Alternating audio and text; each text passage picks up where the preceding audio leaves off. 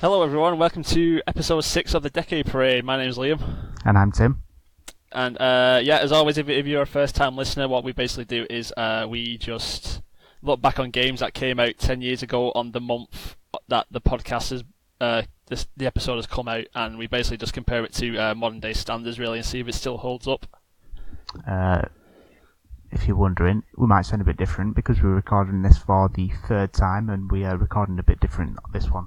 We're recording. Third time lucky. Yeah, we're recording over the internet basically. Just with the first Standards two times have dropped. Let's just say that. the first two times didn't go well. We had some technical issues, and the audio was just absolutely not usable. So we're doing it again because that's the kind of guys we are. First attempt was 40 minutes of audio lost.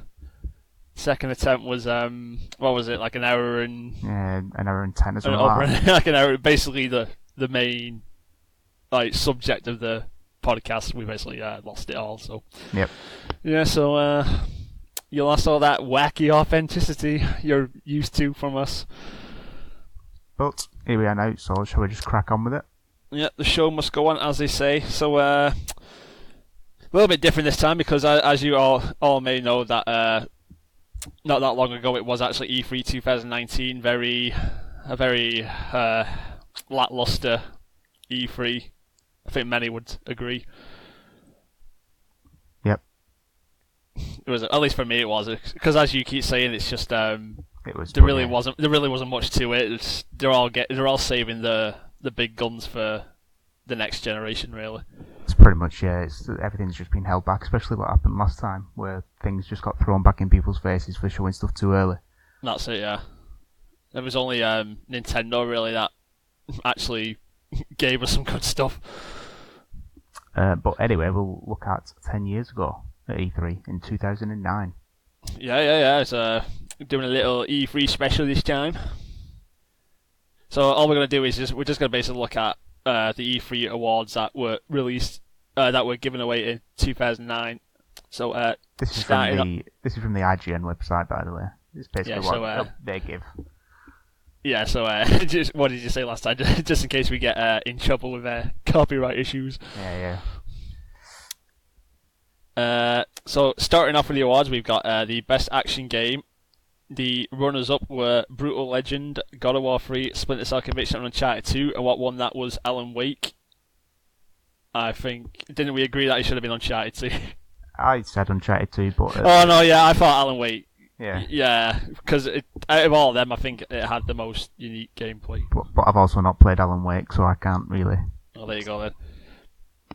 Moving on, best fighting game. Runners-up were Dissidia, the Final Fantasy fighter. King of Fighters 12, I had no idea they made that many.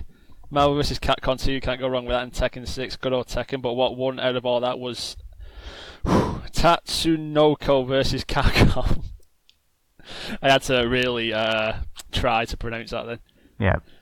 Never heard of it, so why it won, I don't know. So yeah. I personally wouldn't have given that to Tekken, but that's just me. Yeah.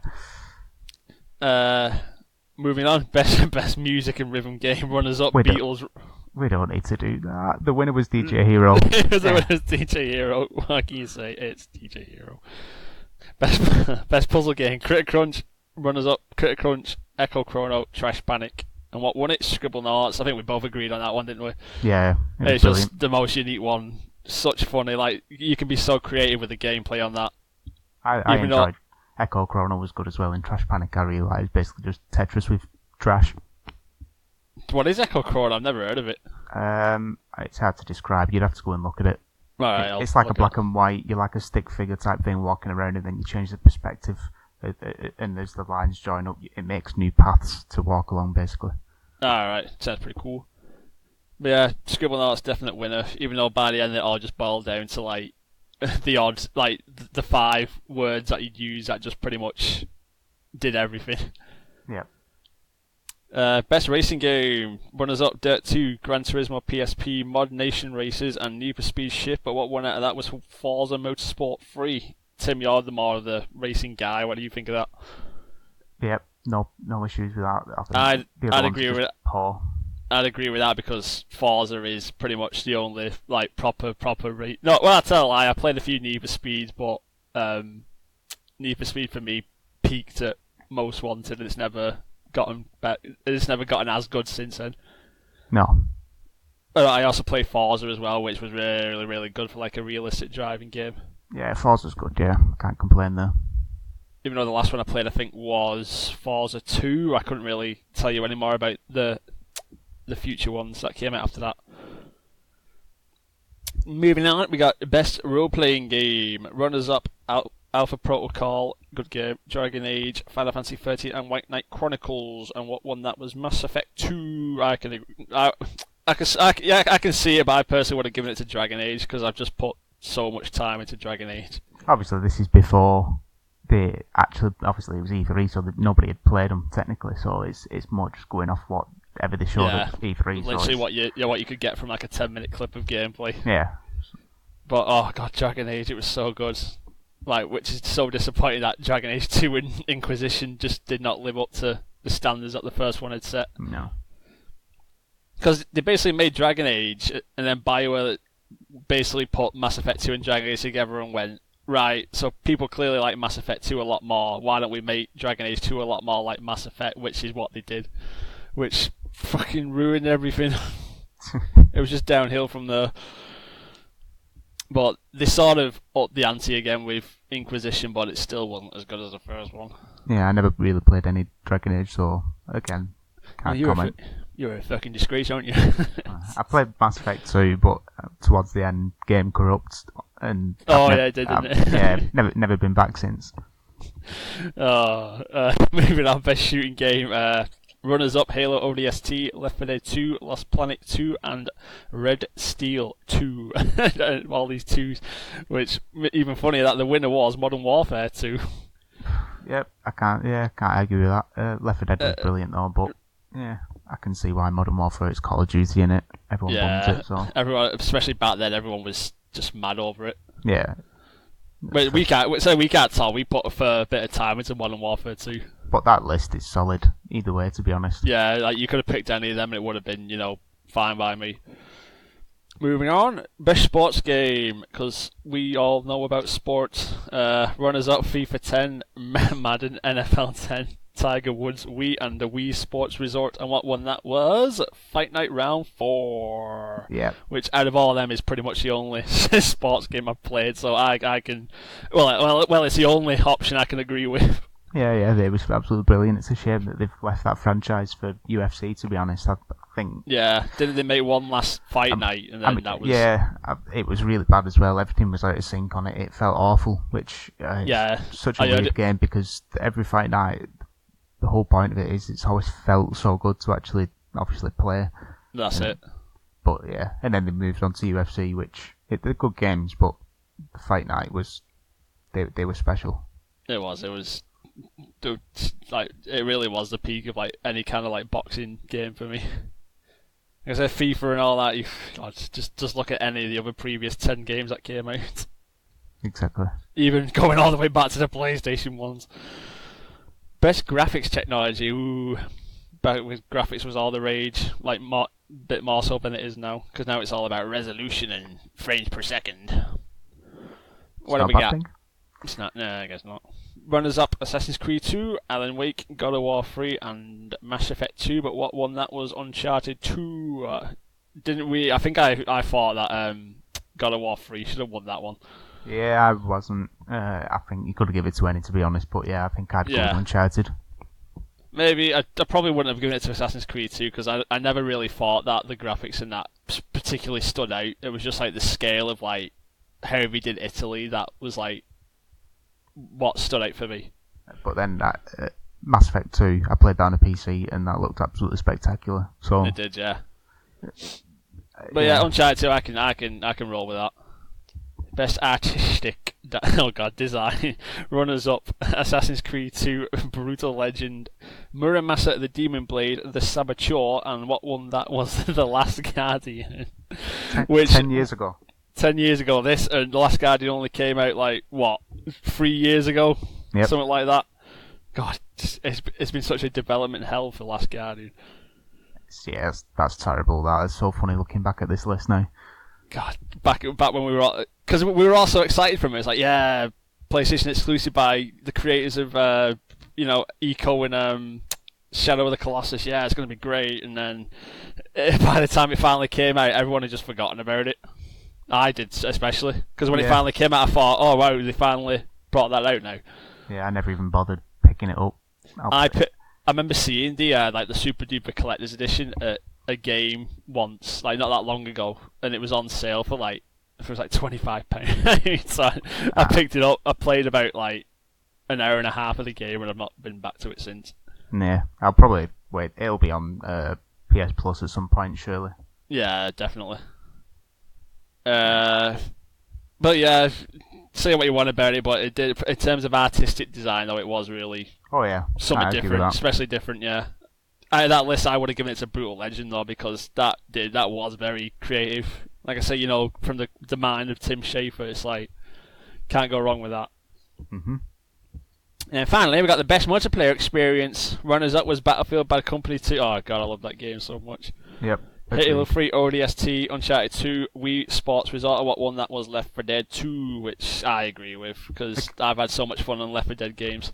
Again, can't really argue with any of that list apart from Wii Sports. Which I don't know why it's on a multiplayer one, but yeah. Anyway, I mean I get it, but yeah, I think that was more of like a like a local multiplayer fun kind of thing. Surely there were some other games that they could have stuck on that list for multiplayer. Oh yeah, definitely.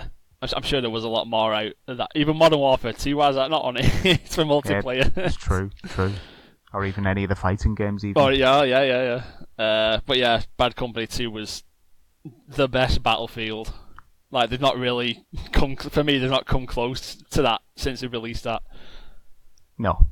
Uncharted 2, didn't we say that at one point when we found out they had multiplayer, that we were like, Uncharted 2 does not need a multiplayer. Skeptical. We were very, let's say, skeptical. But then when we played them, they did a multiplayer beta, didn't they? Yeah. And we had a go on it, and oh wow, did it blow us away? Yeah, we loved it so much. It was absolutely brilliant. They did some good work there on that. Yeah, I've never been so wrong about something as I was about Uncharted having a multiplayer. It was just one of those things. I just felt tacked on, but when you finally get into it, it's like, wow, actually, this is really, really good. They've always done good multiplayer, even with Last of Us, and the follow-up Uncharted 3 and Uncharted 4 were brilliant as well. So yeah, that was E3 2009. Compare that to like what we had this year, and it's like you can see where standards fell. Honestly, like the only things that stand out for me for this year's E3 was Cyberpunk, that Watch Dogs Legion, and then a lot of stuff that Nintendo showed, and that was about it. Yeah, same. Watch Dogs Legions, I'd say, is top of my list from what was shown. Yeah. Like, just the idea behind Legions is so good. Like, if they can implement it well, then it's not just some watered down thing of what they say. Like this whole idea of like every character having like their own, like feeling like a main character, and there's like hundreds of them. Yeah. I'm already planning, like, because you make your squad, don't you, of different like types of people and whatnot. I'm already planning mine. I'm just going to make a little group of just fake corrupt cops, and just abuse the power of being a cop to just get into everywhere. That's what I'm going to do.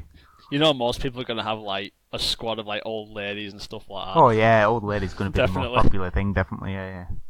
But yeah, that's E3. As we said, disappointing. Not the E3 2009, just this one. But yeah, moving on, as we normally do, we're going to go into what games came out around about this time in 2009 while all this E3 business was going on. So we've got The Sims 3. That was I had a lot of fun playing Sims 3. Yeah, I think that was the last one I properly played. Yeah, same. Because I've never really played Sims 4, but only because I never heard anything good about it, really. But really, The Sims 3 is actually the only Sims I played, so I can't really do much of a comparison. I never played Sims 2, so... Ah, right. Oh, 3 was quite a big jump. Sims 4, not so much. Yeah. And then, even today, they're still making add-ons for Sims 4, which is... That's the big problem with it. Insane. It's like, when you go from Sims 3 with all the expansions, and then you get Sims 4, obviously coming, or even the previous one, Sims 2 to Sims 3, the big problem is that early on there's not all the expansions, so the content seems a lot less. So it's better jumping into it later down the line anyway, to be honest. Yeah, but a lot more expensive though, because you've got to get all these add-ons as well. Yeah, true. Just wait till Sims 5, there'll be season passes and all kinds of crap. Yeah. Moving on, we had Red Faction Guerrilla, really good, like open world, like destructible, like action game. Yep, had a lot of fun with that. Never completed it though. I don't know if it's because the ending. I don't know if it's because the ending was that unmemorable, but I'm pretty sure I did, but I can't remember what happened. It felt so long. It did. That's it. It did kind of get boring after a while once the novelty of the destruction wore off. But but yeah, for the times that I did enjoy it, it was really really good. You don't get much apart from Bad Company 2, you didn't really get much destructible stuff on that scale back in them days. No. Then we had, we'll skip over them. Then June 9th, Guitar Hero on Tour Modern Hits for the Nintendo DS. I never tried Guitar Hero on the Nintendo DS. I imagine it was a bit...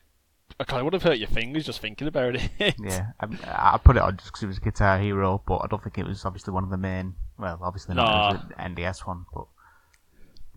Yeah, then we got one of the big ones of the month after that, Prototype for the PlayStation 3, PC and 360. I did really enjoy Prototype. I think I told you at one point I did actually think more highly of Prototype than I did of Infamous. Yeah, but that's just because it is. No, I would definitely say Infamous is better than Prototype. I think it was just at the time because I was just got into Prototype and it was like the honeymoon phase kind of thing. Yeah, it was just like, wow, this is amazing. Then you play it a bit more and it begins setting in then. It's like, oh, maybe this actually isn't as good as... There was some good ideas, but it just got stale. It was one of them where a lot of people were trying to come up with innovative novelty things, and a lot of them didn't pay off. Like Dark Sector, what we did a few months ago with the glare. Yeah. It's like even that. They was trying to come up with a lot of novelty things, and some worked, some didn't, and most of the time they were enjoyable for the first few hours, but after that, it soon wore off. Yeah, there's no longevity to it. It's good for a few an hour or so of playing it and then leaving it and then coming back again at some other time rather than long hauls of it. Yeah. But again, you could probably say that about Infamous as well, really, because thinking about it, there wasn't much that changed as you went along with that Infamous as well. No. I'm on about the first one here because the second one and First Son, I didn't really get that feeling from it, but the first one, I feel like if I played it for really really long sessions, it would have probably felt the same as Prototype, really. No, I didn't get that from Infamous, to be honest, but yeah. Yeah, moving on, June 11th, Bomberman Ultra for the PlayStation Network. Love a bit of Bomberman. The amount of times I spent playing it with my brother on the first one on the PlayStation was ridiculous. Just that sheer moment of panic when you realise you've been cornered and there's a bomb behind you. It's no! And then Tim's personal favourite coming up. I'll let you read this one this time, Tim. How many times do we have to read this goddamn game? Johnny Bravo in the Hoko Mega Mighty Ultra Extreme Datorama. For the Nintendo DS, woo!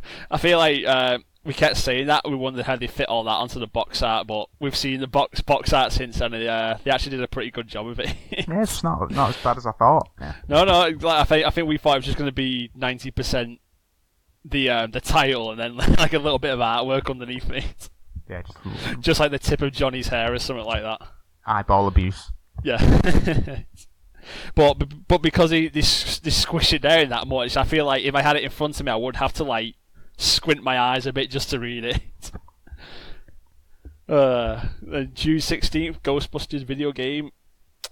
I don't think that was like a typical. It was just a game made in to reflect the movie kind of game. It was actually its own little story and everything. Yeah. So I think that's why a lot of people liked it more than it was. But it was just a nice little over the shoulder kind of third person shooter. Not like a typical third person shooter, because from what I only ever played the demo, from what I can remember, it was just it was very focused on fighting one ghost at a time. Yeah. Rather than loads at once. I might be getting this wrong, but there was always like a bit of like a puzzle, like how do we capture this one this time kind of element to it, which was fun. Yeah, and I don't know much about it, to be honest. So yeah. Have you ever watched any of the movies? Yeah, but I actually watched one the other day. Well, the last half of it. Which one? It was on. Don't say the remake one. No, the first one. Oh, good. No. I'm about to say, if you said the remake, you would have just heard the Discord thing hang up. Sorry, moving on. Guitar Hero Smash Hits, another Guitar Hero game. But this one, oh Jesus Christ, this one came out on the PS2. Oh, I saw the Ghostbusters as well. I've only just noticed. I mean, there wasn't anything to them, so it just. That's it, yeah. But they were still making games for the PlayStation 2, even back in 2009. Wow. Bear in mind, at this point, we're actually quite far into that generation of game as well. Yeah. Like the PS3 generation as well. So it's crazy. Then we had a couple of other games that we don't really know much about, so we're just going to breeze over them. Then June 23rd, Overlord 2. I don't think Tim's played any of the Overlord games. Nope. So yeah, I played both of them. Overlord 2 was really, really good in terms of sequels. It added so much more onto the first one. More minions to control, more weapons, more spells, just a bigger sense of scale. You couldn't really have asked for more from a sequel, to be honest. Yeah. So yeah, I do recommend that one. And wow, some of the games came out on the same day, also on June 23rd. Spore, Galactic Adventures for PC. I think by the end we just determined that Spore was just a game I used to make penis creatures, didn't we? Yeah, it weren't what they were promising. Well, what it looked like they was promising in trailers and stuff. I don't think it ever actually equated to anything when the game came out. That's it. Yeah. What was the point of that game? Like, what was the purpose of the game other than to create your own creatures? I can't even remember. Was it like a Sims where you just build it and pretty much you make like your own little civilization and stuff? Yeah, just a sandbox type thing. Yeah. So, but yeah, I only ever saw videos of people just making stupid creatures, and that was about it. And then moving on, June 25th, Fight Night Round 4. I feel like we've already just blown our load on that one. Yep. So, not got much to say about that. June 26th, Blood Bowl. I like Blood Bowl. It really is like a direct take from the tabletop game into like a gaming sense. Yeah. So it comes with like all the dice rules and everything, which I do enjoy it, but when I tried playing it, I could not get my head around the rules, like how it works. So unfortunately, I gave that one a miss. Yeah. And then last but not least, we had the game of this particular podcast topic episode thing. But yeah, that's what happened in this month. So it was pretty okay, I guess. Yeah, not too bad actually. At least compared to what we've had so far this year. Considering that's essentially a summer month. Yeah, that is true. Where not much normally comes out, and you've got Prototype, Sims, Red Faction. Which to me is still insane. Like, why did we not release like the majority of games during summer when they know the majority of the target audience is going to have a lot of free time during the summer? Because they'd rather abuse you at Christmas. Well, yeah, I guess. Oh, but there should be a balance. There really should be.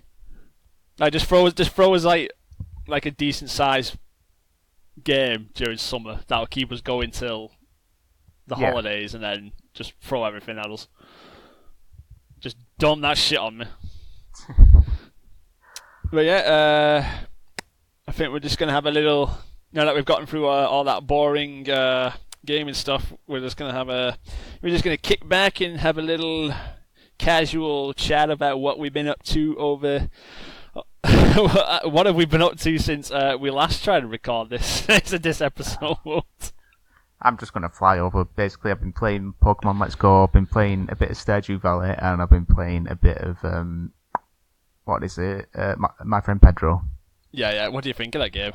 I'm not sure how far I am, because I don't know how long it is, but yeah, I've really enjoyed it so far, and then I've got to a bit now where I think it's dropped off a lot in terms of quality.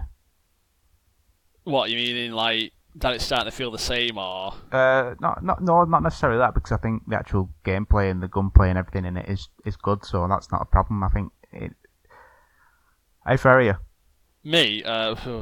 Not very. I've just gotten to that meat factory place. I've not really put much into it. Right, well, I won't say anything then, but there's a bit, like, a certain theme of levels that you come to, and it's completely different. Like, not even... I can't even describe it. It's just not even remotely. It doesn't feel like the same game. It's like the actual way you play it in that bit feels completely different. Right. And the way you play it is focused on what I think is the weak points of the game, which is the platforming aspect, jumping around and stuff like that, rather than just diving in and then gunning everyone down in a certain way. So because of that, it feels a lot worse, which I'm really disappointed about, because the first, I don't know how much I've played of it, about 2 hours or so, well, an hour, 2 hours, something like that. Felt brilliant, and then I've got to this point and I can't even be bothered going back. That's it with me. I've not put much into it because, like, I play it but it is really good. Like, it's fun, but after a while, the levels just start feeling too much like the same. It's like there's just like the same thing. So I think, right, I'll just leave it for now. So I only really put like 20, maybe 25 minutes play session into it at a time. There's a couple of random ones that they throw in, like you're on a bike and shooting off that and whatnot. And there's like kind of like some boss fights and stuff, but apart from that, it is all the same. Yeah. And then you get to this platforming aspect, and it's just it doesn't feel good, which I'm really disappointed about. Yeah, it is that kind of game that's, for me, is better handled in like short bursts rather than long periods of playing it. Yeah. I think the scoring system's quite harsh as well. It is. I think I've never gotten higher than a B. No, I got 1, but I think it was because it was a level where you didn't kill anyone. Yeah. It was just platforming, so it was practically just get to the end as fast as you can. So I got an A for it. Oh, check you out. But yeah, I've watched playthroughs like how people get like S ranks and stuff, and it's, from the looks of it, because I didn't really do anything that was different from what they do it, but they just kept that multiplier at the bottom going all the time. Yeah, but because I didn't know what was happening, I sort of like took my time going through it. So, which I don't mind. I love games like this where it kind of reinforces you to go back and perfect it, but this doesn't make me want to go back and replay it.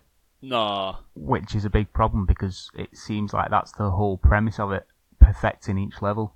But I don't want to. Yeah, there's no payoff or reward for it, is there? No, there just doesn't seem... It's literally, you just do the level, you get the score, that's it. Yeah, on to the next bit. Yeah, I don't know, there's something missing. And it's like, you just get to see Pedro make funnier faces, like, the better the rank, that's it. Yeah, it's... But yeah, your daughter loves it, doesn't she? Yeah, she does. Yeah, every time she sees the banana, she's like, "Nana, Nana," and then she snapped the switch off me one day when she saw it come up. So yeah, that was funny. There you go, kid. There you go.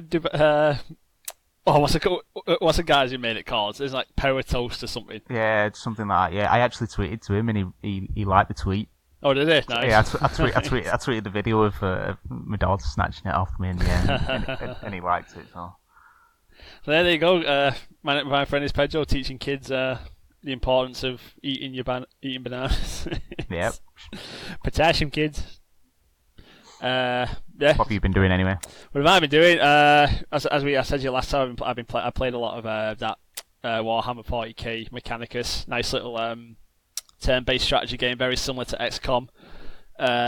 Lets you create your own little characters, like customize them and name them as you please. And there's like a permadeath option as well for your characters, which gives that little sense of like, you put so much time into these characters and they can die at any moment, so you really got to be careful with them.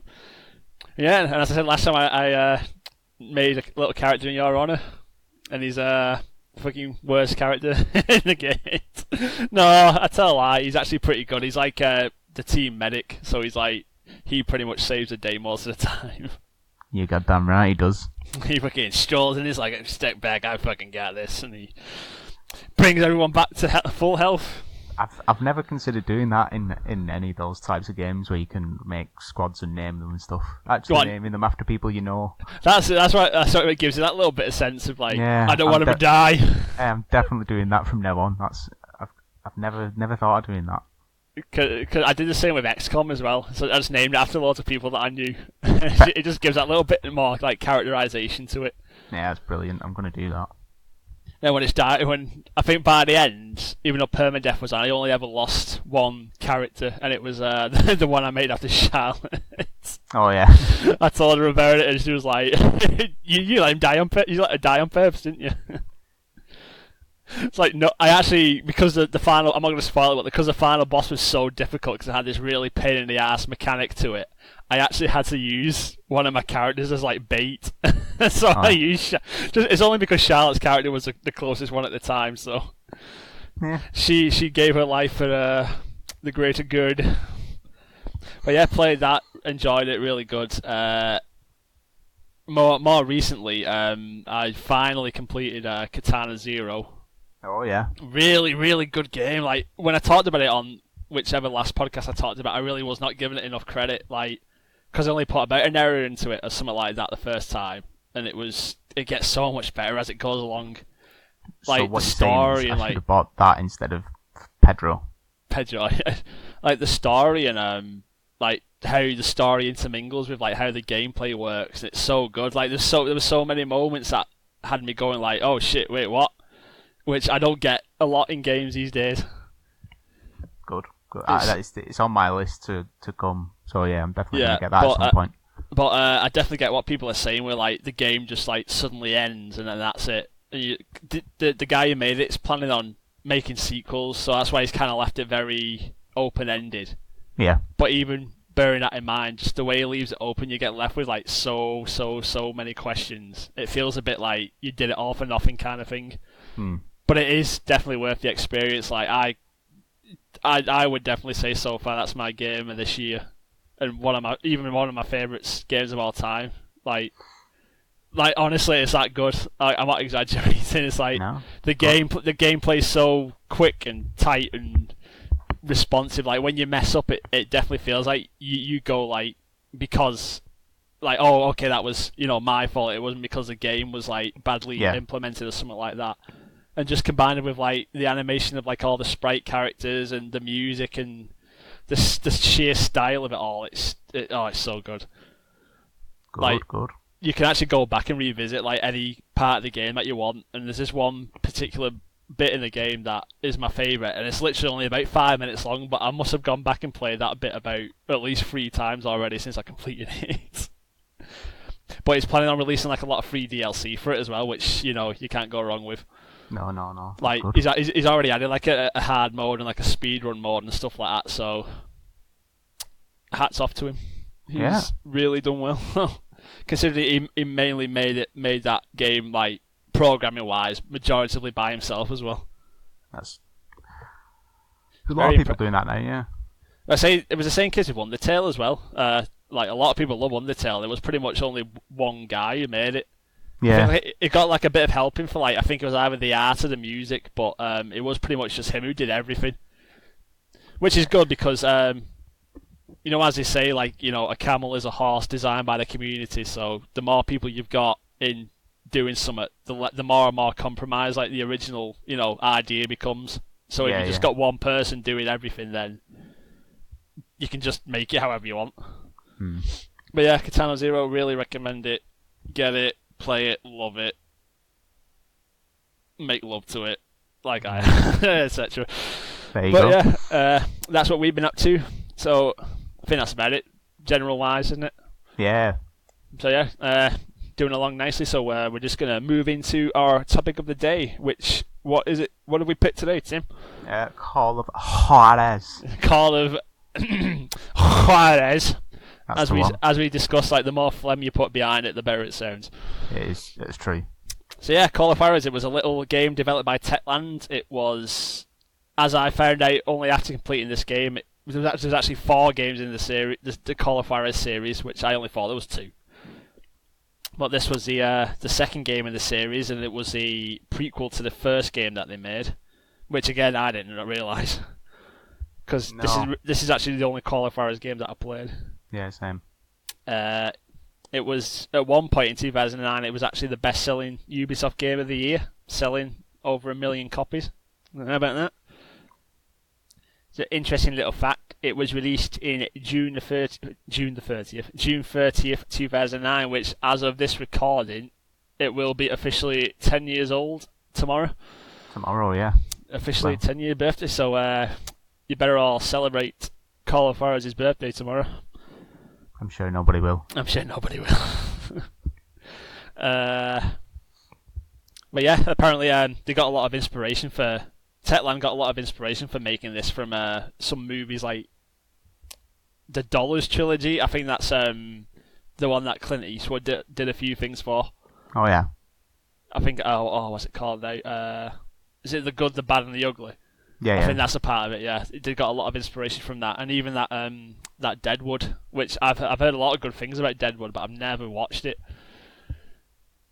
I remember when they did Red Dead Redemption as well, the creators of that said they got a lot of inspiration from Deadwood as well. So to be honest, I've never watched many films like that, to be fair. Like what Western ones? Yeah, it's never been... I don't know why, I've just never have. The only one that comes to mind is Wild Wild West with Will Smith. Which, as far as like your typical cowboy stuff goes, is probably not what you want to think of first. No, I can't believe you just said that. But though, redeeming myself a little bit, another one that comes to mind is that Hateful Eight, that Quentin Tarantino one, with Samuel L. Jackson and everything, I enjoyed it. Django as well, I suppose. I've watched that one. Oh yeah. I forgot another one. Forget about that. There's probably like a lot more like all-time classics that we're not mentioning. Yeah, in terms of actual, the old classic ones. Yeah, I've never seen any of them. No, like proper olden day classic ones. But yeah, that's just a little bit of general information about Call of Juarez. So, moving into the performance of it, did you have any technical issues with this game in particular? Bearing in mind we both played it on PC again. Yeah, no, I didn't really have any issues at all, to be honest. Everything runs smooth, resolution picked up spot on, unlike some of the others. Well, it really wasn't like that for me, because like for me there was like screen tearing, popping, like a really bad like. I think this was just more like due to the engine, but the game engine. But it was like the lip sync was all over the place of the characters, and it was just like for me, especially when it got to like without mentioning it just yet, like when it got into like the more open levels, it just went like the popping and like the tearing was really. It honestly felt like as I was running along, like the earth itself was like creating itself before me. Yeah. Like that's just how bad it was for me. No, I didn't have anything like that whatsoever. Speaking of that, I think we talked about this last time. Like, you know how you got the intro? Was it all in black and white and upside down? Yeah. It's like, well, I've read a lot about this, and apparently it was like that for a lot of people. I can't believe it's still like that now. I know. Basically, what happens is that as you get the intro, so like the Ubisoft logo and the Techland logo and the introduction movie coming up, it's all in black and white, and for some reason it's all upside down as well. I didn't think anything of it at first because I could still read like what it said, so I thought it was like it was done on purpose. It was so weird, yeah. Even like the menu screen where there's a video playing in the background, that was like upside down. Yeah. Yeah, odd thing. I've never seen anything like that before. Thinking of it. Yeah, it's a really odd one. Like how we overlooked that, I do not know.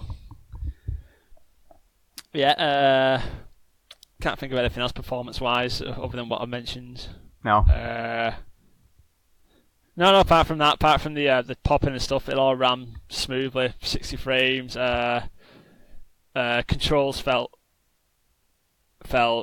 I played it on a controller. I never really touched it on a keyboard, but for me that felt, pretty good, pretty responsive. Yeah, I had no problem. I played a bit of both keyboard and mouse and controller, and there were certain things that were definitely better on controller. Yeah, as we'll get into, because I remember what bit you mean. Yeah. So yeah, moving on. We're going to jump straight into the story. Yeah, and this was a very interesting tale, wasn't it, Tim? It was not. It was, but not for the right reasons. Yes. So yeah, basically just going to give you a little tidbit of like what it's about. So it's about the two main characters called I can't even remember the fucking names now. Thomas and Ray. Ray. Oh God, that's just how memorable these characters are. Thomas and Ray. I thought I could forget these characters, considering we'd already recorded twice already. But yeah, turns out no, we have to remember. Apparently, you can forget like an entire game within a week. Yeah, I tried. I tried. God knows I tried. I played so many other games just to forget this mess. But yeah, it's about two outlaws called Ray and Thomas. It's all about their adventure in finding this treasure, which is called the Call of Juarez, and all the shenanigans that happens between finding it and getting to it, etc., etc. It basically starts off during the Confederate War, with the Civil War between the Confederacy and I think it was the Union Army. Yep. Thomas and Ray are a part of the Confederacy Army. It basically gets to a point where they're defending their hometown from the Union Army. They get a call to retreat back and basically leave the town to its fate. So Ray and Thomas go. It is definitely Thomas, isn't it? Yeah, Thomas. Yeah, I know it's definitely Ray. I just can't remember for sure it was Thomas. I've wrote down Thomas here. I'm looking at my notes. So. All right, it must be then.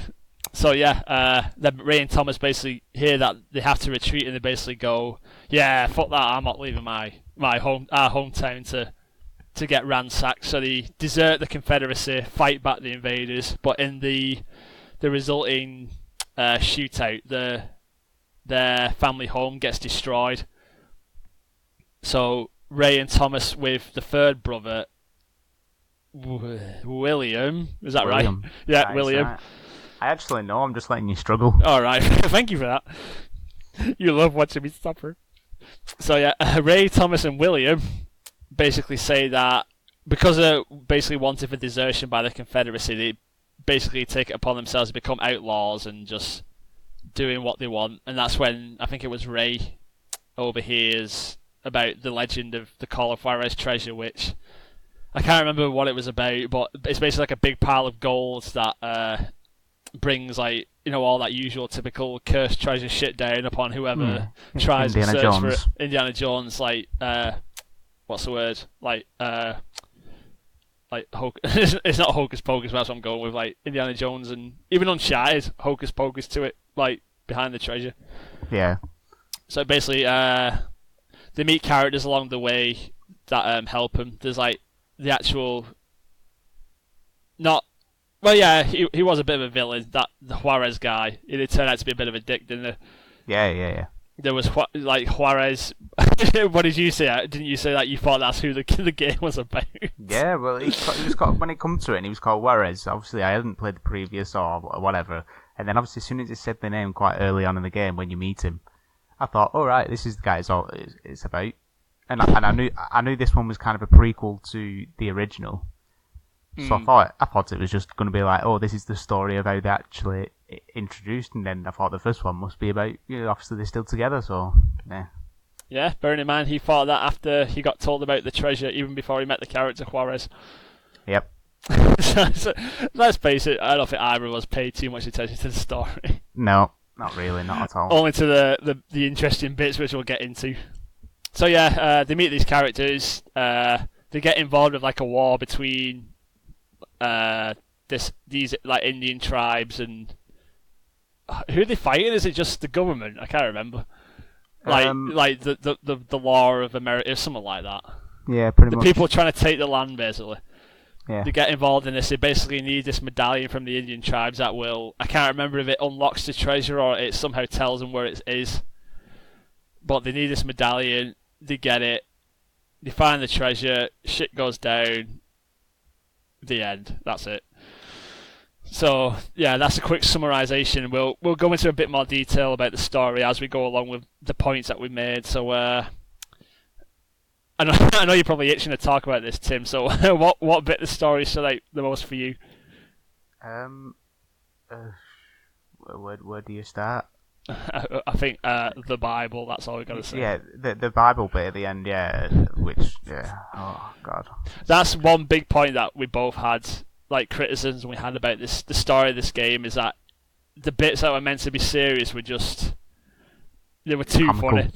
Exactly. They were too funny, but like we said about Bionic Commando last episode, we felt like with Bionic Commando it was deliberate, but it wasn't. I felt like they weren't trying to be funny with Call of Juarez, which is why it came across even funnier.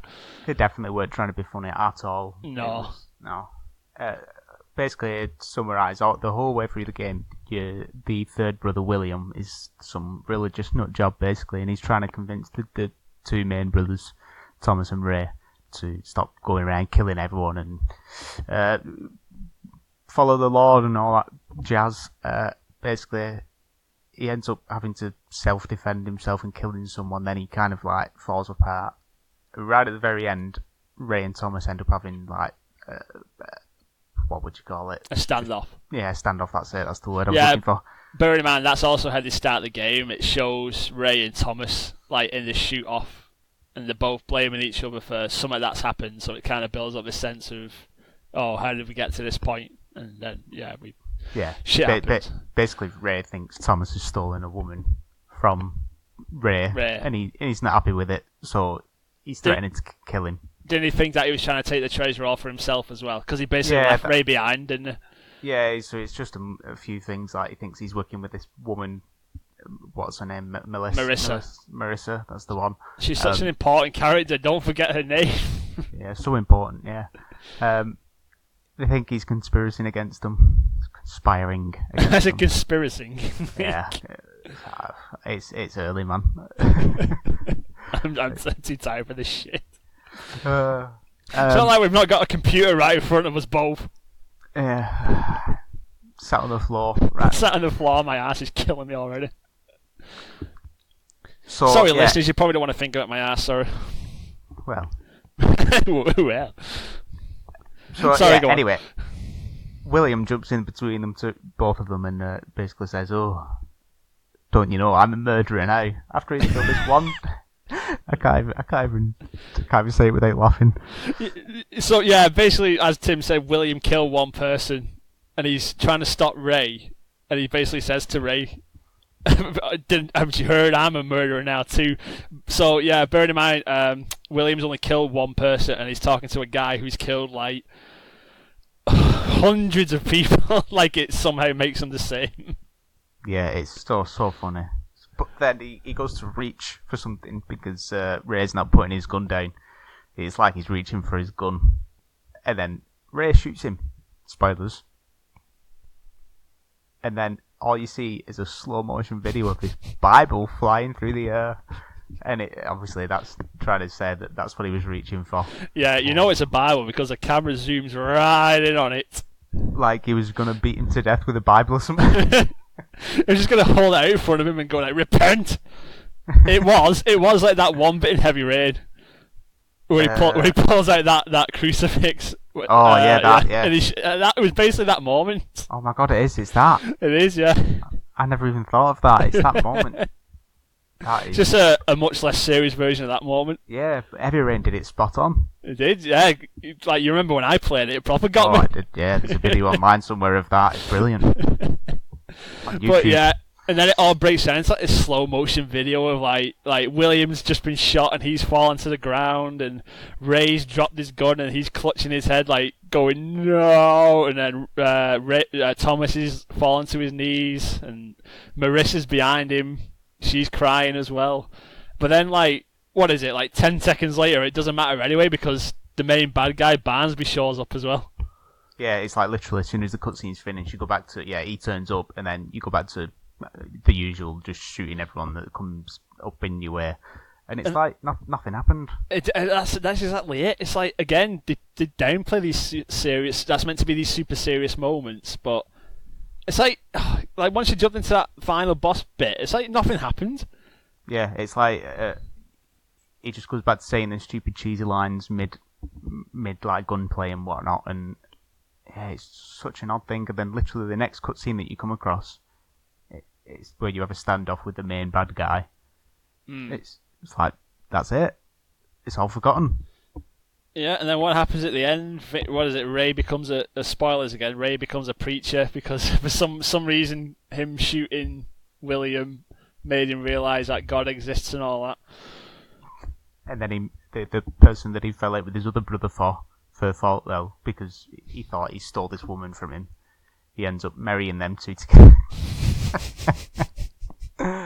It's like, bearing in mind, this guy just killed your brother. Why have you forgiven him? Why are you letting him marry you? It's so mental. It's such a backwards thing, like way of thinking.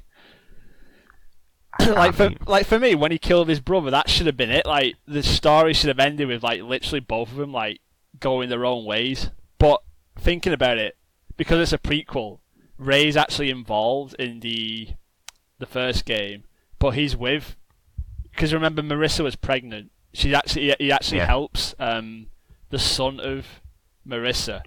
So I feel like they needed to keep Ray involved in the story somehow.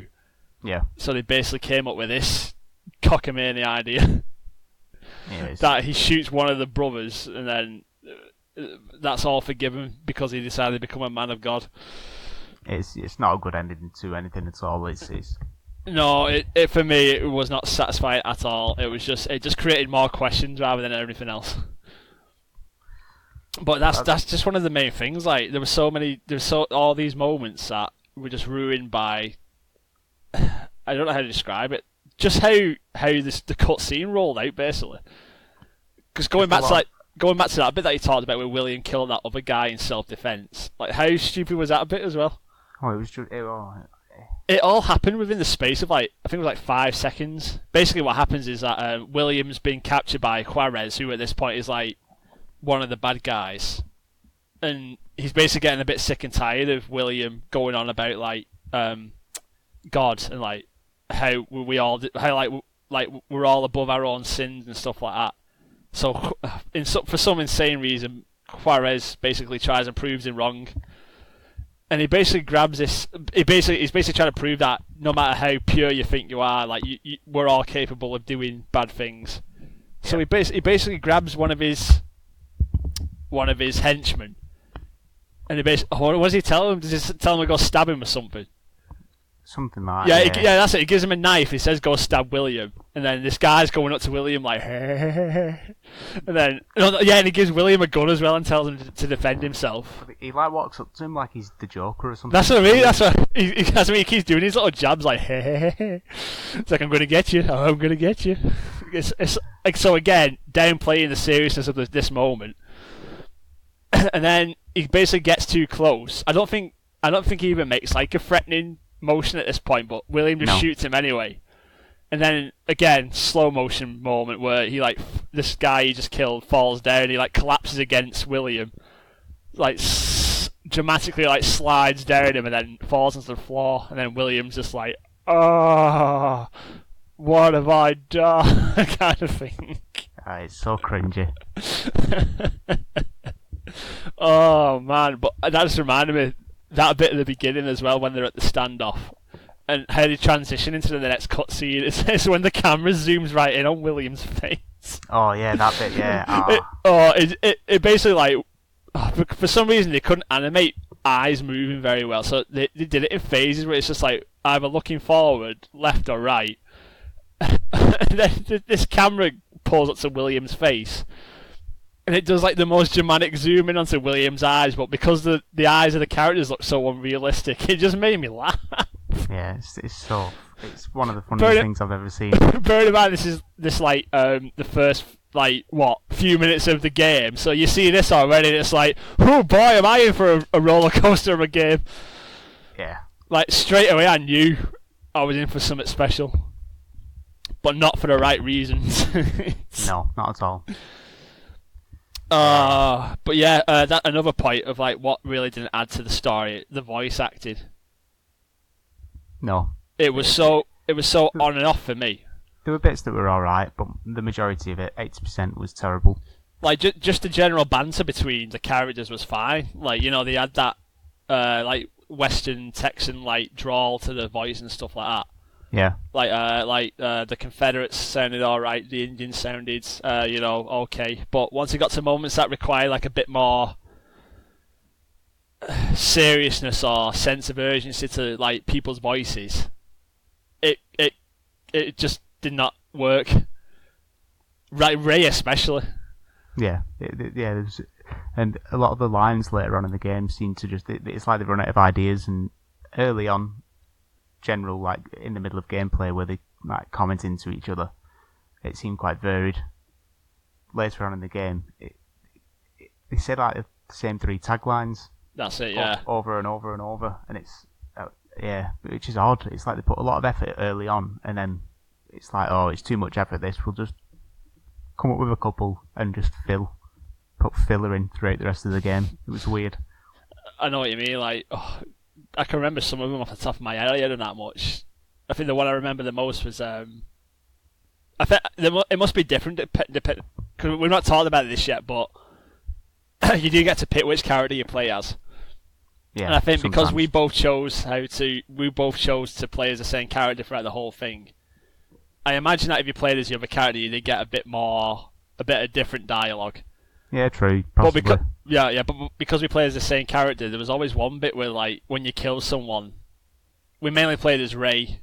But when you kill someone, Thomas goes like, "You don't need to waste 5 bullets on every." It was something like that, and then Ray goes, "Oh, I'd rather waste bullets and get theirs," and stuff like that. Something like that. Yeah, it was just awful. You got that? You must have got that at least like 3 times per mission.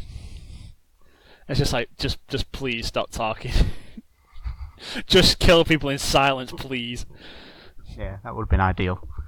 It's like I can't think of like any real life situation where people would be cracking jokes like while they kill people. No. But it's a game, so I can't really talk about that as like a bad thing. He said that, there's plenty of games that do that, Uncharted does it. Well, yeah. Jesus. I mean, just like if you did something like that in real life. Oh, right, yeah. Not that anyone in real life would be capable of killing down, like, hundreds of people. But yeah, there were just some bits like during chase scenes, like you see on the subtitles, it comes up like Ray shouting like "look out" with like 3 exclamation marks, but when it comes to him saying it, he just goes "look out." It's like, oh shit, what? Oh, it's so funny. But again, it's just another thing that just does not add to the sense of like epicness of like what they were trying to go for with the story. No. Which is a shame, because in terms of like, apart from like the beginning and the ending, like the story sort of worked for me.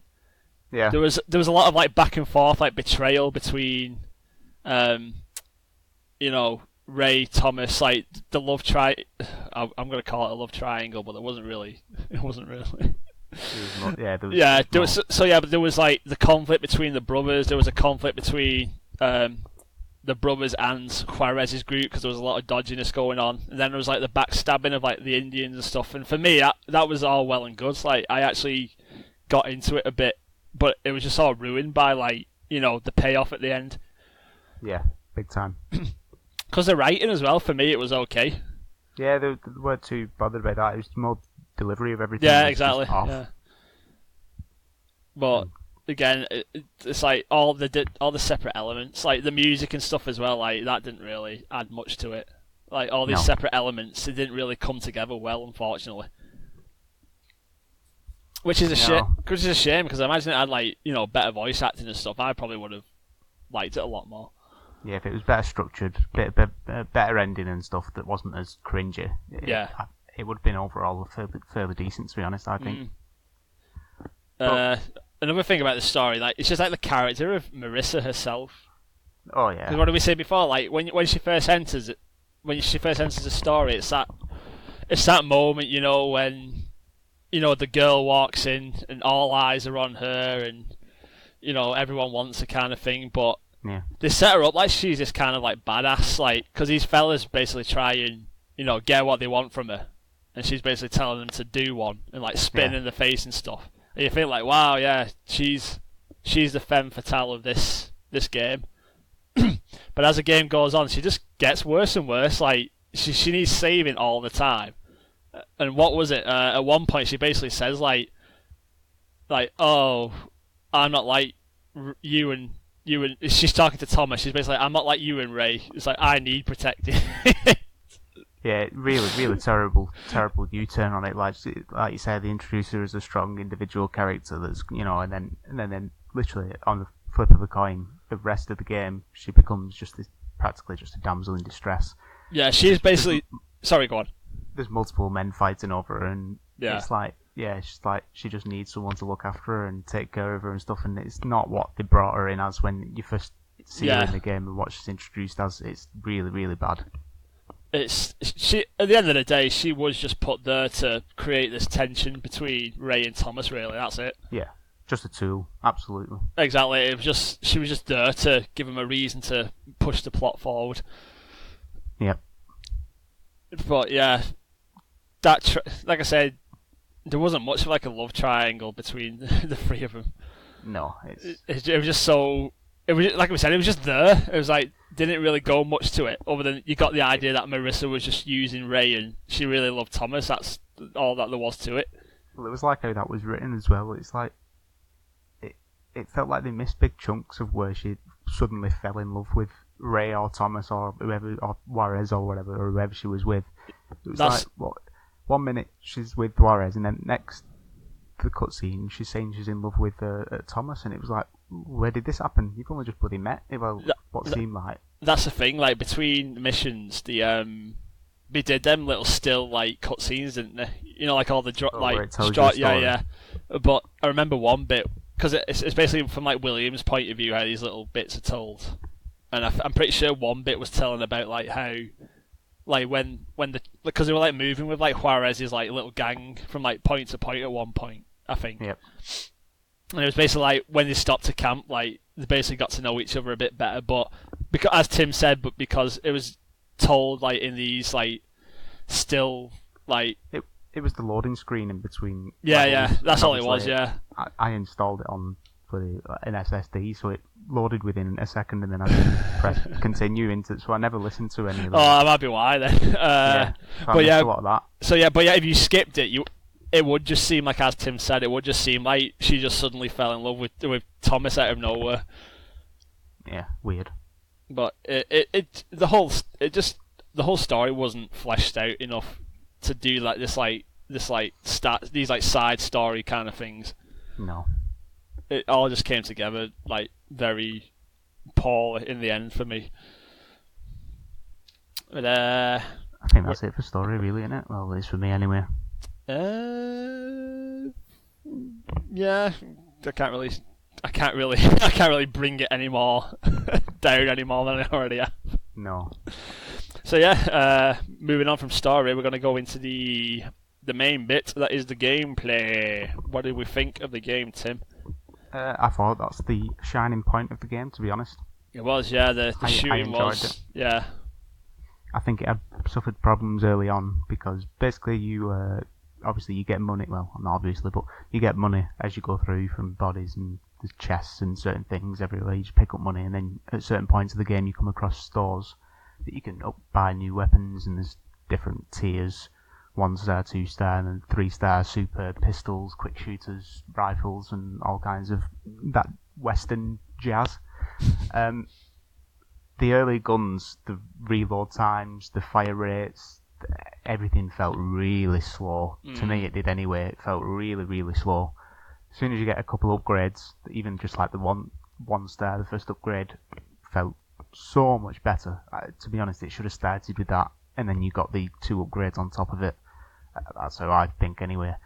Especially when you get the quick shooter. You get the superb quick shooter and he just loads all the bullets, six revolver bullets in one, rather than loading them individually on some guns. That just sped things up so much. The only problem was that was obviously a compromise is range. But yeah, towards halfway through, when you can start buying some decent upgrades, it feels so much better to just run around and gun. That's pretty much all I was doing, just jumping out and popping everyone as quick as possible. But early on, you do have to be a bit more cautious. It just did slow down the pace of it. It slowed down. It didn't feel like it should have been designed that way. Like I say, with like the reloads, and it's like especially with Ray, because he's the character that can dual wield. But half of the time, like when I was dual wielding pistols, it just felt like I was just reloading all the time because he had to put bullets in individually. It was just like I just felt like I was just non-stop reloading. Yeah, exactly. Yeah, but sorry, go on. One thing I put, like it felt like I spent more time reloading than shooting. And that's not what the game should be. It wasn't balanced well. It's called a first-person shooter, not a first-person reloader. Exactly. But yeah, going into like the main bit about the gameplay is what the big selling point about this game is that you could play as two different characters, Ray or Thomas, and each one had their own distinct little like gameplay styles. Ray was more the typical, rootin', tootin', shooting cowboy like you'd see in like pretty much every cowboy western movie. But Thomas was more like Woody. Thomas is more like Woody. Yeah. In terms of what? Just a bit useless. Bit of that he's always got a snake in his boot. That's the one. Where Thomas is meant to be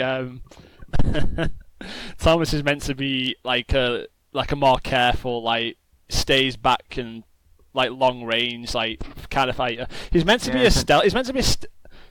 I think he was intended as like a stealth character, but going into one of the points like we have about the game is that there's not really many opportunities where you can actually use stealth in this game. No, there's certain points in the game where it tells you to go in quiet, but then as soon as you kill someone, it just automatically, even if you kill, you can get a bow and arrow with Thomas. You kill someone with the bow and arrow, so nobody knows, and it seems to just alert everyone anyway, and they know exactly where you are. That's it. There's only one proper stealth bit, and that's at the beginning when you're in this like big cornfield, and you've got like a load of soldiers like slowly moving through this cornfield, and you basically got to move as Thomas. You've got to move through this cornfield undetected and kill him silently. You've got and that's not necessarily stealth. That's the way that it's been programmed. That's a set piece. That's it. Yeah. That they've purposely designed. It's not just roaming AI that you can stealth kill in an open area. There's never really a choice to when you get to like a different area. There's never really an option where you think to yourself like, right, okay, I'm going to sneak in and do this. It's just you get shot at straight away as soon as you enter a new place, so stealth immediately goes out the window. Yeah. So that's why I felt like Thomas was a bit of like a underdeveloped character for me, like gameplay wise. That's why I'm described as more of a platform character, which I can kind of get because he has the lasso, however you want to pronounce it. I friggin' hated that lasso. Like just how you use it. That's one of the main reasons I didn't play as him. Obviously, there's certain levels that you forces you into either one or the other character, obviously to develop their story or whatever in certain key points. As soon as I tried that lasso, I was like, yeah, I'm not picking this guy again. I'm picking the guy with all the guns that can run and gun, jump in and jump out and whatnot. I'm picking the fun guy. Yeah, exactly. That's what it was though. How did it work? At least on the controller, basically with the lasso, you had to hold, I think it was right trigger at this certain point. Yeah, so you're aiming, but then you've got to rotate the stick, like the analog stick around, like you twirling a lasso, and then you just release it, you throw it, and as Tim said, even with me, like as soon as I did that once, I was like, "There's no way I'm going to be doing this the entire game." Yeah, and the thing is, if you pick Ray, when Thomas is doing those bits as you're playing Ray, you just end up shooting a lot of people anyway for keep him cover, which is far more fun. That's it, yeah. There's these moments where both characters basically break off to do their own thing in order to progress. And as Tim said, it usually breaks down to Thomas climbs up something to open a path, and Ray stays behind and just kills people as they come along. So it's what would you rather do? Use a stupid, dodgy lasso climbing mechanic, or just do what the game was made for, just shoot people? Exactly, yep. But with them like dual objectives in mind, it was pretty much the same thing the entire game. Like Thomas goes off and does his own thing. Like Ray stays behind and shoots, and that's it. Yeah. I tell a lie. There's one bit where Ray has to plant dynamite to blow up this, like, to create like a landslide, and then like the roles are reversed a bit. But because Ray doesn't do any kind of platform, it's pretty much just a case of Ray having to walk to this, like, in a straightforward line to get to this, like, prompt where you put your dynamite, and then that's it. Yeah, even still, it's a stretch that. I mean, you literally just run up to someone and press a button and he places dynamite. It's this. But yeah, that's the only bit of like diversity you get in these like dual objective like situations. Yeah. But yeah, I mean, there's not much else to say about that. I mean, just play Ray. Yeah, just Ray. It's like the dual wielding feels good. just like his whole gameplay, like how he works, just feels faster and more fluid compared to Ray's. Yep. I mean, if you're the kind of person who likes staying back and you have like a sniper rifle, because I think Thomas is the only one who can use like a scope rifle. A scope rifle, yeah. Yeah, but Ray can still use a rifle, which, to be honest, there was very few times where you need a scoped rifle. I thought. That's unless you. I say this, but if you really want to stay back and pick enemies off, then play Thomas. But there wasn't really that many environments in the game that let you stay that far back. If you've got really bad eyes where you can't see a character or an enemy, then and you need a scope, then do Thomas. But to be honest, the rifle was always sufficient enough on range to get anybody. Yeah. Never had any problems with it. I say, me personally with Ray, I just dual wield it all the time. The only times I use a rifle is like when enemies appear on like tall cliffs and stuff like that. Yeah. But but even with even as Tim said, even if you got like bad eyes and you can't aim, if you dual wield as Ray, once you get close enough to an enemy, because you can't move each gun targeting individually, the lock, it automatically locks onto the enemy anyway, doesn't it? Yeah, it moves the iron sights kind of around the screen, kind of like you're playing a House of the Dead type game, but it does it automatically onto each enemy as they pop up and whatnot. Yeah, so it's literally just a matter of just firing as. That's it. Yeah, just get close enough to lock onto someone and just mash the triggers. That's it. Yeah, it makes it's kind of like easy mode, isn't it? Really? Yeah, I think that's probably why we picked it so much. Yeah. But bearing in mind, you don't have to dual wield as Ray. You can just use one pistol at a time. And you can also use dynamite. He's the only character who can use dynamite as well. So you get they basically function as grenades, don't they? Yeah, they're shite though. Yeah, but you throw them and then they just do this little popcorn pop and that's it. Yeah, they're really bad. They're not good. No, I think I used one once because I knew a big group of enemies was behind this doorway in a building, and that's it. That's the only time I used it. I did use them a couple of times, but it was when it was a tiny area, and I knew they weren't going to get out or whatever. But if it's an open area, it seemed to it was really not effective. Considering at certain points of the game it brought down full bridges and... Yeah, it's I think it was 3 bits of dynamite at the beginning blew up an entire bridge. Yeah. But here just one can't even clear a whole room out. Yeah, a bit weird. Like I said, going back into these weird moments, I think I told you about it before, there was one bit where basically Ray, towards the end, Ray has to go and rescue William. And there's one bit where you had to use this dynamite to blow open a grate in the floor. You basically tell William to get into cover, but he only moves about 4 feet away from the blast and then crouches down. It's that's not a safe place to be, but then he blows up anyway, and it's the tiniest explosion in the world. So it's well, I guess it was okay after all then. Yeah, I don't know. Yeah, it was. I thought the exact same thing at that point. I was like, what are you doing? He was kind of half behind a box. That's it, yeah. Okay, you stay there. So you stay there, completely unprotected, but it was fine anyway. And then there's other moments as well, going back into when we talked about where Thomas has to climb up a building. I remember one bit, there was basically this little gap that he had to cross to do what he needs to do.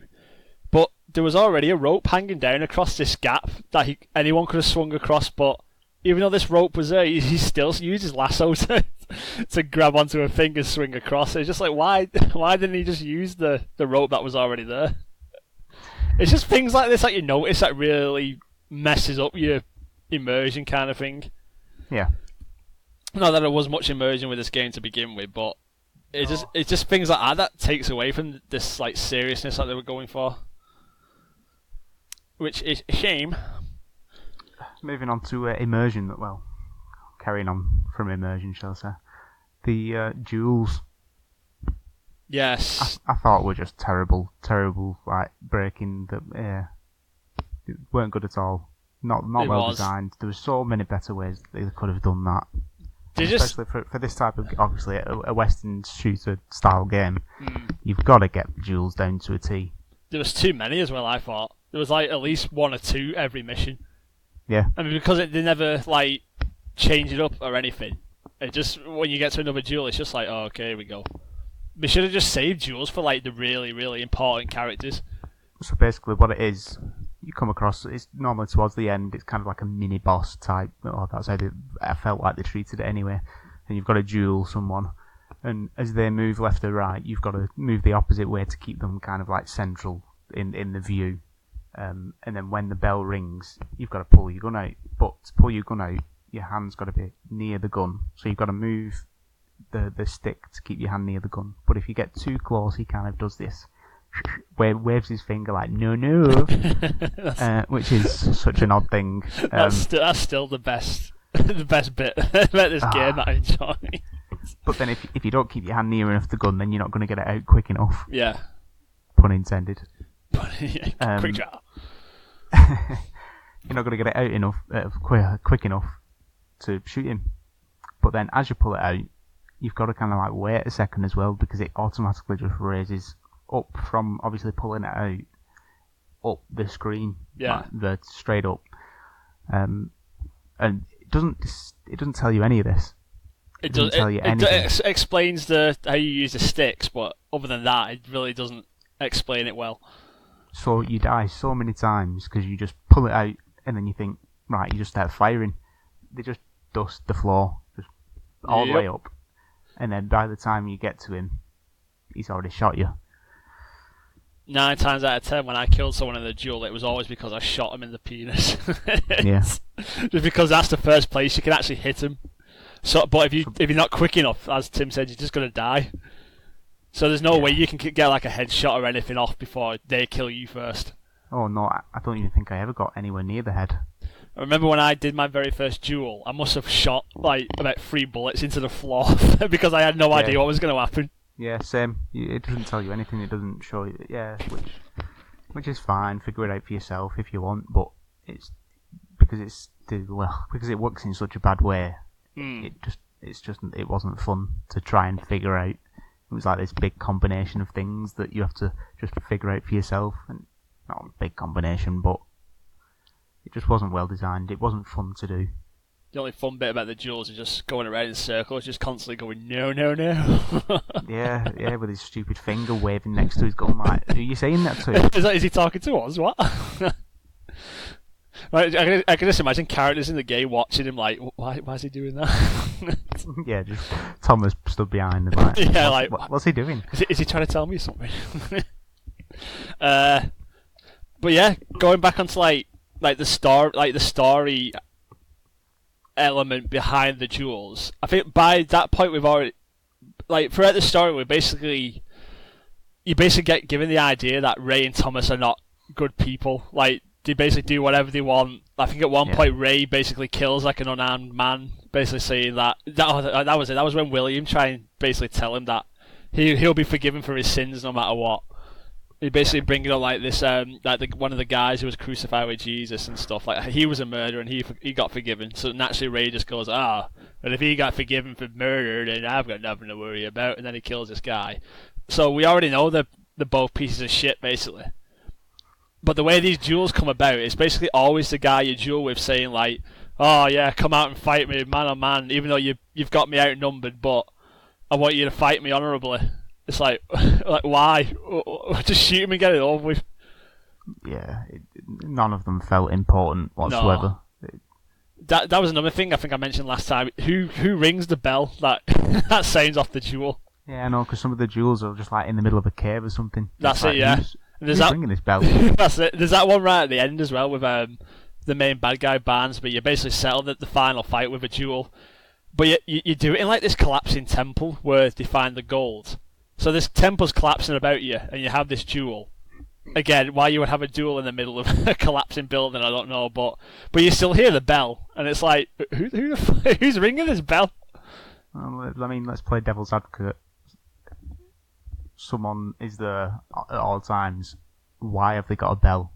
That's it, yeah. I think we said it's just like that little thing, like in Mario, that follows you around in a cloud. Yeah, that's just like ringing a bell.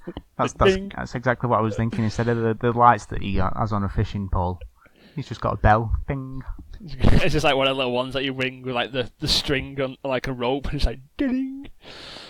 Well, it's just things like that you can sort of get away with it by saying, like, it's a game, you shouldn't really think too much into this kind of shit, but there's too many. There was just too many that added up, and it's just you've got to talk about him. You've got to talk about him. The whole game felt like it was just a bit like they hadn't just thought about certain things. Yeah. Like you said, the immersion was just broken by constant little things like that, and then once you start picking at a few, you can't help just pick at the rest. That's it, yeah, you just got to keep going. It's like, once you're eating a meal, you can't just stop halfway through, you just got to keep going. Pringles, exactly. Once you criticise them, you can't stop criticising them. That's how the saying goes, isn't it? yeah, that's exactly it, yeah. What else we got? Another gameplay mechanic that I got pissed off at towards the end, it was the breach mechanic. Yeah, I didn't have too many issues with it. I think again, it's just with the dueling. It just never. It was too much of it, and it never changed up anything about it. Yeah, I think a few levels where it used it too much, but for the most part, yeah. Basically, the breach mechanic is. Sorry, it's just a quick explanation. Is that you get to like these double doors, and you get like this little red light. You stand in the light and it starts off as breach. So Thomas is on one side and you're on the other side. You kick open the door and everything slows down. And it's weird because you can't control where you're aiming by yourself, can't you? Yeah. It basically moves in like a horizontal line, these two reticles, as they move into the centre. And it's basically, you've just got to press the shoot button when the reticles line up over an enemy. You can't. You can move where you're looking, but you can't really move the reticles, can you? Yeah, you kind of just tweak it up and down or whatever. So it's very weird, but again, it gets used so much. Like by the time you come to like some closed double doors, it's like, oh, here we go again. Here's another breach. But it's just another mechanic that's just like, why? Why did we do it? It could have been so much better. But speaking of like slowing things down, another mechanic that we haven't talked about yet is that concentration mode that they both got. Oh yeah. It's basically like Deadeye from Red Dead Redemption. You basically press a button, everything slows down, and you get to pick off enemies. But because you've got two different characters, like each one works in a different way. Raze is basically it's like a standard, like everything slows down. You move your target over, your reticle over where you want to target. It creates like a lock on, and you can do it as many times as you've got bullets, so 12 times. Then you just press a button again, and then he just unloads and kills them all, and then that's it. And the way Thomas's one works, it's sort of the same as Ray's, but instead of like you can freely aim where you want to aim, it basically snaps back and forth between targets. Because the way he does it, because he can only use one pistol, he basically pulls his gun out. And going back to like how we talked about how the stupid way the lasso works, the way you've got to do Tom's is he flicks like the hammer of his pistol back as he shoots. So you've got to hold the shoot button, but then you've got to pull back on the trigger to mimic the action of pulling the hammer on the pistol back. And you just got to do it in like rapid succession as you go back and forth between different enemies. But tell us again how it worked on PC to compared to the controller. Yeah. So obviously on the controller you flick the stick, but on PC you have to pull the mouse back and then fire. Like just listening to it. Because you've pulled the mouse back, you have to push it back forward and then pull it back again. Whereas on a stick you can just flick it and then let go, and it just bounces back, so it's not a problem. It kind of feels like what you would actually do. But yeah, on a mouse, it just didn't make any sense whatsoever. I've got a mouse in front of me there. I'm just trying to mimic the action. It's just so slow and clunky. Yeah, it wasn't a good thing to implement. They could have done it. I don't know. You would have done it on a PC. Like I say, just push down on the S button. The move button. Yeah. Just do that, and then click the mouse button, like boom, boom, boom, boom, boom, sorted. But using the mouse, good God. Like, why? Yeah, weird one. Yeah, definitely a weird one. Yet another weird choice of theirs. But yeah, so we've talked a lot about like how all these mechanics are used a bit too much, and that brings me to like another bad point of the game is that like every single mission basically felt the same. Yeah. There's like, you basically go in, kill people, yeah, great, move on. And then it gets broken up a bit, like every now and then you'll get to operate like a turret or like a cannon or something like that. Which, by the way, the aiming on that cannon I hated. Yeah, it weren't good. It was shite. Especially that bit at the beginning when you had to kill those like soldiers coming in on them little like rafts and stuff. Yeah, you had to kind of like aim it really high, and it kind of like, it was weird, really weird. It's like, it just never felt like I was hitting anything. No. But yeah, apart from that, and then there's like some bits where you get to, you're like on the back of a carriage and you're like shooting people as they're on horses, but it's just a more faster version of like the normal shooting gameplay, really. But that's one thing I didn't like about it. It's like every mission, the entire game just felt too repetitive.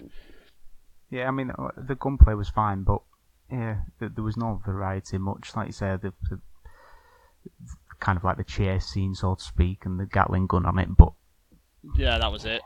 Again, and then it's just for like 5 minutes, blasting away, killing these people, chasing after you, and then it's done. Back to usual. Yeah, so business resumed as normal. Like even I'm saying this very loosely. The boss fight with, was it Juarez? Yeah. When you fight him in that little cave. Even then, he was basically just like a normal enemy, but he could get shot like a lot more times. Like that was it. That was all that was. That's all that was to him. Yeah, I think I just launched a load of dynamite at him, and it's pretty much over with. I just shot him a few times after that, and it was done. I just used that concentration mode and raise on him like. Oh yeah. About like 3 times, and then that was it. Because he kept sending normal enemies at you as well, so that's how you just built up your concentration gauge. Yeah. That was a thing as well, because like the concentration gauge, once you filled it up, it was on like a timer, wasn't it? Oh yeah, like, that did my head in. Yeah, no, it's like, so you had it, and you had to use it before it ran out. Otherwise, you had to refill it all up again. Yeah, so you can't save it for when you need it. Yeah, exactly. And then there's times when you needed it, and it'd run out, and you couldn't use it. Very odd choice. If it saved, I would have used it a lot more. But it is a pretty overpowered mechanic, though, isn't it? Yeah, I suppose. But so that might have been the reason, but it's just such a weird idea that they put in. It's just a game full of these weird, very odd design choices. Yeah, and it could have been done so much better. Yeah, I think that's pretty much summing everything up, really, isn't it? Yeah, it could have been better, but yeah, very repetitive. Again, it's just one of those games that you should have. That's probably better played like one mission at a time rather than just keep going. Normally, stuff like that's offset by like a great story or something like that, but there was none of that here. It's like they really tried, but the delivery just wasn't there. That's it. Literally, the only good thing was the gunplay. That's it. Yeah. But the AI was so stupid. The certain mechanics, most of the guns were pointless. Yeah, like the AI just come out. They just hide behind cover, and then you just shoot them as they pop out. There was literally nothing else to it. That reminds me, like the partner AI was a bit rubbish as well for me. Like they did good when they were actually meant to shoot people, but because you get in the go on. But because you couldn't advance without your partner being, if you got too far away from your partner, the game basically you got a message up saying don't leave your partner behind. But there'd be some times where they just stop and they wouldn't move. I mean, I didn't really have too many issues. They didn't get in the way, so most of the time I weren't even thinking about them. It was just, for me, it's not that they got in the way, it's just that they were too slow for me. Yeah, I know what you mean. Yeah, and it's because it said go here and they wouldn't follow fast enough. Yeah, I get that. But it's because, I think it's just because I was trying to get through the game as fast as I could. That it felt slow. I think if I just tried playing it normally, it might not have been that big of a deal. Yeah. But yeah, as you were saying, in terms of like enemy AI, it was just throw as many enemies as they can at you, really. But they were doing nothing, so it was easy. It just pops out a little bit, popped them off as you could see them in your view, and it was just straightforward. That's it. They just stand there and just shoot, and then that was it. That's another mechanic we've not mentioned. You were supposed to use like a cover system. Oh yeah, it's not worth mentioning. That's why it was neither used or on. Yeah, early on it was all right, but yeah, early on when you didn't have good guns and your reloading was so slow, it was handy. But by the end, once you get the better guns, like and you can you get the quick shooter, so you're reloading at the speed of light. It's just no point using There's it. no need for it. It's going back to reload. It's going back to what we said about Fear 2, how they had like a cover system, but you just don't use it. So like, any kind of cover system in first person shooters have always been like a strange one. The only one I can think that stands out as being good, I'd say, is the new Rainbow Six. Yes, didn't does it. Didn't Killzone 2 have one as well? Yeah, I think they did it fairly similar as well. Yeah. It's not necessarily a cover system; it's more you lean. Yeah, that's it. But that's all it was. That's all it was in Call of Juarez. It wasn't really like you stick to cover and you press the aim button and you just pop out. You had to like move the stick so you could like slowly. It was good in a way because you could like slowly inch your way out and you still have like a part of your body covered while you can still shoot people. Yeah. But because it was so slow and it just slowed things down that much, I didn't use it just for that reason, really. No. So yeah, I've not got much else for say, to be honest. The indestructible horses. The horses don't die. There's one bit where you're running through a town, you're trying to escape, and you, Thomas, and William are on this horse carriage. But as you're running along with these horses, the horses are basically smashing through. They start off smashing through like wooden fences, no problem. Bearing in mind they're just horses with reins attached to them. That's it. There's nothing special about them. We're just smashing through fences, like barrels, and then at one point they actually run straight through a shop wall. Like not the shop windows, literally the entire wall. Yep, straight through the shop and then straight through the other side. It's like they don't make any indication that they're getting hurt or anything. They just charge straight through it. Yeah, that was a weird It's one. like, my immersion. Yeah, I remember just sitting there, just pointing at that, just in confusion. And there's I don't think we mentioned this, there's these bits in the game where most missions are like pretty straightforward. It's just like a very linear, like a corridor basically. But there's these two missions where it opens up a bit more, and you get to do these side missions, just like break up the pace a little bit. And there's this one bit where you can like ride on horses just to get around this open world bit a bit more. And I remember once when I was on this horse, I actually jumped off this like really high cliff, and as I hit the ground, the horse didn't take damage. I didn't take damage, and the horse didn't make any kind of like indication that it got hurt or anything. No. It's like the things are indestructible. Why didn't we just have like a horse with us at all times? Just to use as cover. I know, just cover behind the horse. So get behind the horse. William might still be alive if there was a horse between them. Oh god, it's just things like that. It's just crazy. It's just overlooked gameplay things. That's it for me, to be honest. Yeah, I feel like we've. Oh yeah, there was no melee either, was there? No melee, no. Which for a first-person shooter is very strange. It felt weird. I mean, you never come near anybody anyway, really, so it weren't that much of an issue. At least playing as Ray, once you got near enough to people, because I was dual wielding all the time, it just blew them away anyway. Yeah. But I think out of all the Call of Juarez games, I think this was the only one in the series that did not have melee. Yeah.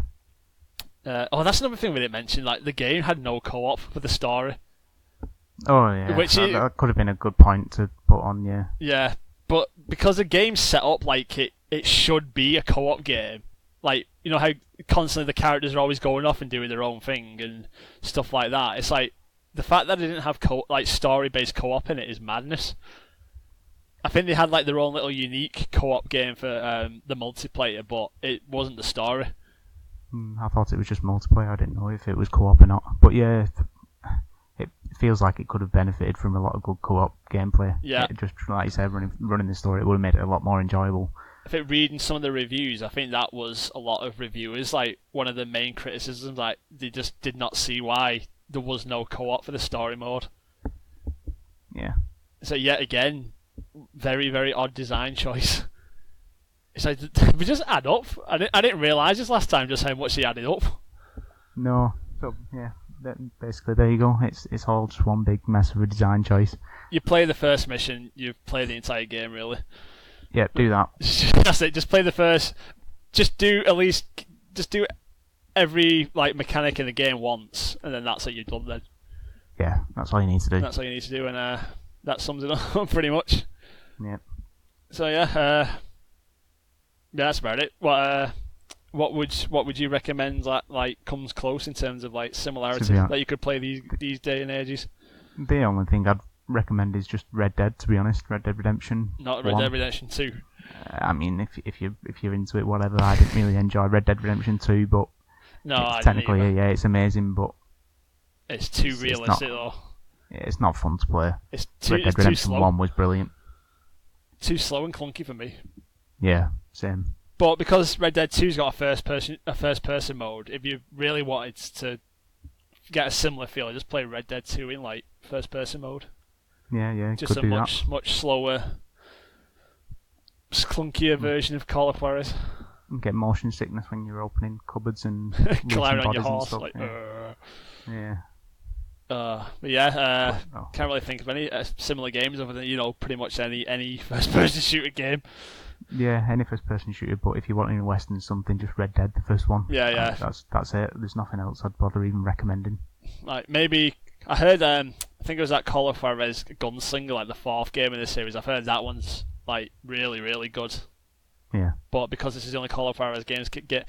But because I remember reading reviews about this game, and a lot of people give it 7s and 8s, which I definitely would not have done. But for that Gunslinger, they gave that a lot of good reviews as well. So I'm just thinking considering what I thought of this game, when people have given it good reviews.Maybe at the time it felt a lot better than obviously compared to what was around, but it doesn't feel that good now. Yeah.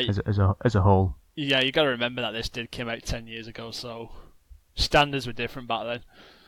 Yeah, I mean I know it's not that long, but still, there was what was on offer. Yeah. Yeah.